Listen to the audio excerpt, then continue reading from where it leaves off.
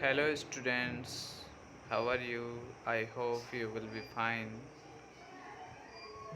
Today we would like to discuss about the Romantic age of English literature, its salient features,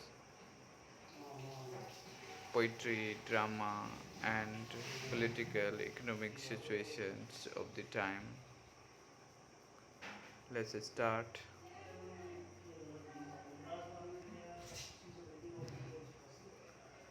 First of all, we would like to define the Romanticism. Contrary to what you may think, the term Romanticism is not just about romantic love, although love is sometimes the theme of romantic art. Romanticism is an international artistic and philosophical movement that redefined the ways in which humans in Western civilization thought about themselves and their world. Thought about themselves and their world. Historical considerations. English literary history. English literary history begins the Romantic period officially in 1798, the publication of lyrical ballads by Wordsworth and Coleridge, and it ends in 1832 with the deaths of Sir Walter Scott and the German Romantic poet Goethe. Romanticism as an international movement. Earlier, I have told you that this is a movement of international level in all the arts, literature, music, painting, and philosophy. It began in the 1770s and extended through the second half of the 19th century. 1870s. The age of revolution. It is the age of revolution since the early Romantic period includes the American 1776 and the French 1789 revolutions. It has been called the age of revolutions, changes. It was a time of massive energy, intellectual, social, and artistic. It set out to transform not only the theory and practice of all art, but also the ways in which human beings perceived the world. Some of its ideas survive even to our present day. Further, the role of imagination. So, this is the period of imagination. Imagination was given more importance over the region. So, here are some points. Imagination now replaced reason as the supreme faculty of the mind.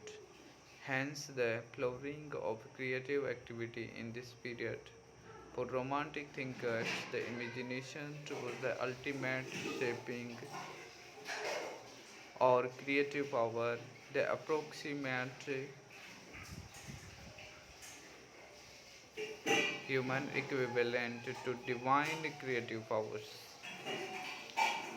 So, here we can say that Romantic thinkers' imagination was the ultimate shaping or creative power, the approximate human equivalent to divine creative powers. As the poet Wordsworth would suggest, humans not only perceive and experience the world around them, they also in part create it. The imagination unites reason and feelings, enabling humans to reconcile differences and opposites. This reconciliation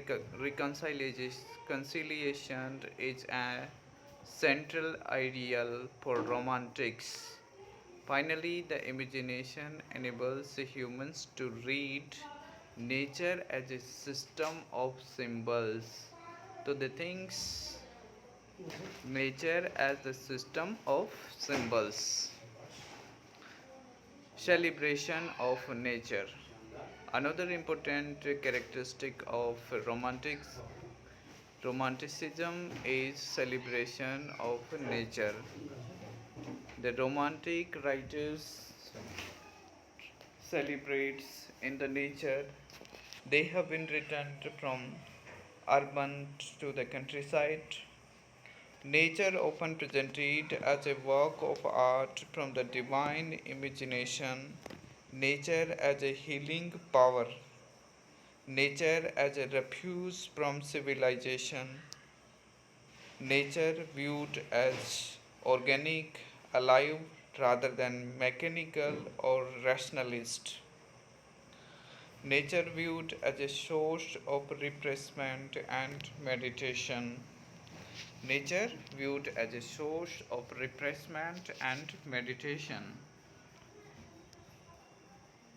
Symbolism and myth. What are the views of romantic writers about symbolism and myth?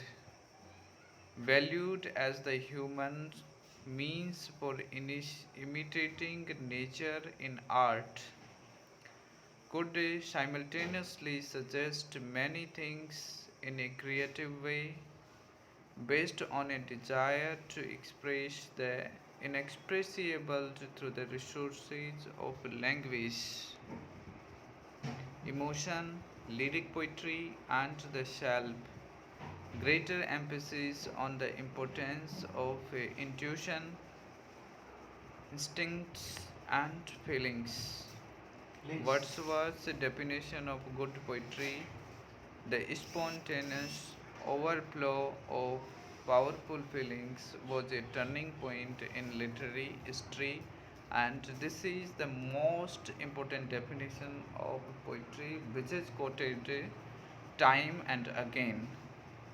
Ultimate source of poetry found in the individual artist and his her traditions, present and past. Value of art, source of illumination of the world within the self. It led to a prominence for a first person lyric poetry. The speaker became less a persona and more the direct person of the poet. Exemplar Gracia, Wordsworth's Prelude, and Whitman's Song of Myself. Also, a wealth of autobiographical verse described as poetry about someone else. Byron's Child Harold. Contrast with Neoclassicism, the age of reason. What are the contrasts with the Neoclassical era, which is called the age of reason, and this is called the age of imagination?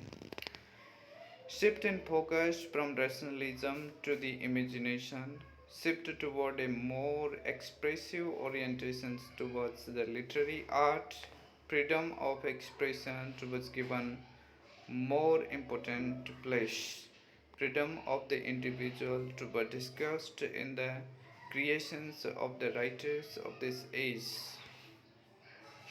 Individualism, summed up in opening statement of Rousseau's Confessions. I am not made like anyone I have seen. I dare believe that I am not made like anyone in existence. If I am not superior, at least I am different. Individual, the romantic hero.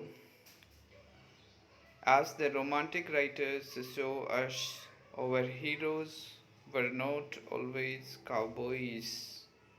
The hero as artist, the hero striving beyond the moral restrictions of society, the hero who reappears from the ancient classics, the everyday and the exotic. Romantic writers embraced everyday realism. Poetry of Wordsworth also sought the folk legends of the past, promoted exotic ideas suggested by technology and the imagination. A beautiful soul is an ugly body, as in Mary Shelley's Frankenstein. or Victor Hugo's The Hunchback of Notre Dame, the romantic artist in society. This slide talks about what was the situation of a romantic artist in the society. The romantics were often ambivalent toward the outside world. On the one hand, they were socially and politically passionate, involved in worthy causes and social issues. On the other hand, they isolated themselves from the public spread of the romantic spirit. All of the arts, from music to painting, from sculpture to architecture, were affected by and continue to be affected by the revolutionary energy underlying the Romantic movement. Strains of Romanticism infuse every age and every generation and will be affecting to the forthcoming generations. We can say Romanticism would have the everlasting impact on the forthcoming ages. Thank you. Have a nice day.